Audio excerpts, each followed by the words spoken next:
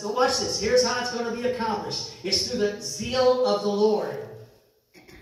Through the zeal of the Lord. Not my zeal, not my excitement, not merely my own passion, not merely my own emotion, not merely my own will, and not merely my own judgment, not merely my own understanding, because I'm not going to lean on my own understanding, but in everything I need to be able to acknowledge God. Amen. When we look at Israel, and if you study what they were going through some hard times. I find it interesting, I think I may have shared earlier, if not, I'll share it again now, how the prophet Isaiah always seemed to deliver a message. I've got some good news, I've got some bad news. Let me give you the good news first. But what we're reading here doesn't sound like bad news at all, does it? Through the circumstances that the people were in, it was grim circumstances. They were in a time of darkness, and Israel tells Isaiah tells Israel, a Messiah is coming. And did you hear what he said? A Messiah is coming. Not might come, not could come. No, he is coming. And we know in the book of Hebrews that there were those who believed on God. They had faith, never having received the promise. Many never saw the Messiah, but they still believed God. And it was counted unto them as what? Righteousness. Amen? Which made them part of the family of faith. Jesus is the Messiah. And in this passage, this prophet identifies him with 4 specific titles. These specific titles describe and explain the role and the character of this Messiah. Just to be clear, some will say, well, you know, Jesus is my friend. What a friend I have in Jesus. The problem we've come to do is we've come to make him a little bit less by bringing him down to being just my buddy. Yeah. Amen. He's more than that. I mean, we see it on a regular basis. Even within the church, we don't know how to respect and respond to one another. We don't know. Well, everybody should be treated the same. Not so. To be clear, the Bible tells us how to treat our elders. Amen. The Bible talks about how we should treat children. The Bible tells us how we should conduct ourselves. And Jesus was a great example of all those things. That's why he came in the form of a baby, a human baby. That's why he was raised like a child. And he came up through all this thing, all these experiences and all this training. And he said, listen, I'm going to be an example that you should follow. Now, I don't have time to go off any bunny trails, but you'll recognize he recognized other authorities other than himself. But there's always one that he recognized above himself. Amen. Who was that? His Father. He declared, I don't know everything. Some of us right now, you know, we think we get a word from God. Suddenly we're the ones that got the word from God. Nobody else seems to hear it. So I'm the one that knows, no, wait a minute. Jesus didn't know it all either.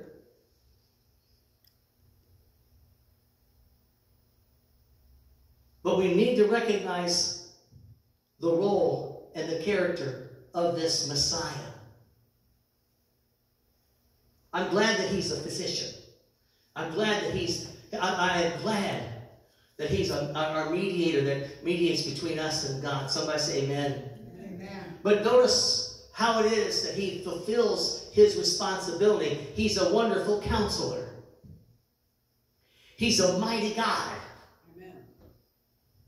Not just my buddy. Maybe you need to ask, what's it like having a friend who's a mighty God? Let me ask you, what's it like?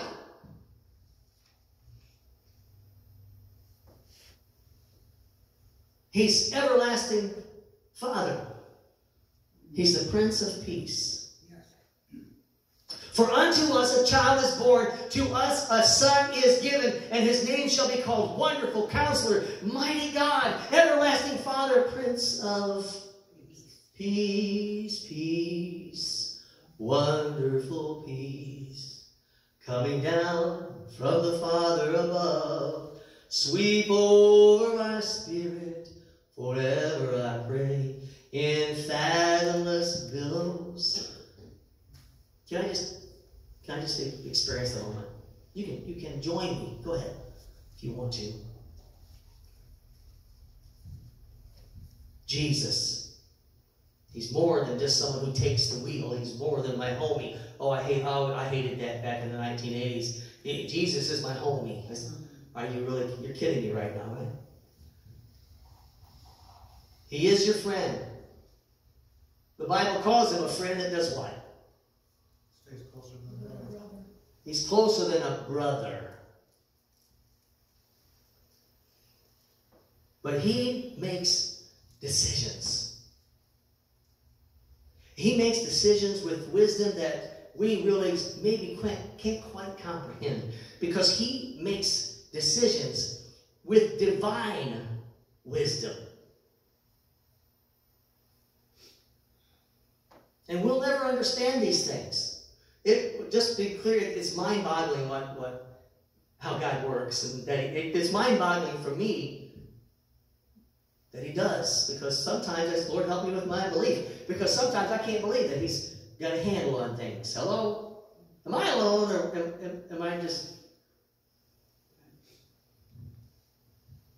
You see, his insights, his counsel, his decisions are not hidden from us. Now that's what baffles me, because he wants to reveal to us the decisions he makes as a wonderful counselor. And Jesus, as a wonderful counselor, guess what he will do for you? I mean, wait, how many of you ever gone to a counselor before? And what financial counselors? Why do we go to a financial counselor? I don't go to them. What's that? I said I don't go to them, but I do go to a counselor. Yeah. Okay. Well, why would you go to a financial counselor, or a spiritual counselor, or I don't know, maybe a psychological counselor? Why do we go to a counselor? Why do we seek counsel? Better get help. What's that? Because we need help. Because we need help. What do you need help with? Problems. Where do you want to Well, who said that? Problems. How many got problems? Yes, amen. Yes. Where do you want to start? How many of you have had problems, or do have problems in your life that you really don't have a solution for? Yes, amen. Financial counselor. You know what? Some of this stuff, I mean, I know the money goes in, the money goes out. You try to put some aside. You know, you give the tenth, you tithe, and you give your offerings and stuff. Some of that seems pretty simple, but all this other stuff, I need some counsel. Somebody needs to help me make a decision. But when a decision is being made, see, here's the deal. Just to be clear, did you know that Jesus will help you in every situation? Amen. Bring everything to him. Leaning not on my own understanding, but listen, acknowledging and say, okay, Lord, sometimes you may go to him and you might want to tell him this is what you think that should be done. Other times, like I do, say, okay, Lord, I don't have a clue. Anybody? Besides me is clueless. He helps us make decisions as this wonderful counselor. He leads us to make wise decisions. And this wisdom is not, and listen, it's not like earthly wisdom. Because man's wisdom is what? Foolishness. Foolishness compared to God's wisdom. Amen. Yeah, but you know, I don't know that I can really go talk to him like that, because kind of scary. So I'm going to go and talk to my buddy. Just to be clear, you know that's one of the reasons he sent Jesus as a baby? Think about this for a moment. As he sent him to be the God-man, so that we could relate to him better, because what he's doing is he's reaching to relate to us. And look what he's trying to bring to us. He's trying to bridge the gap. He's trying to make a path for us to follow and to stay in his Father's good graces. So I say amen. Amen. He's a mighty God.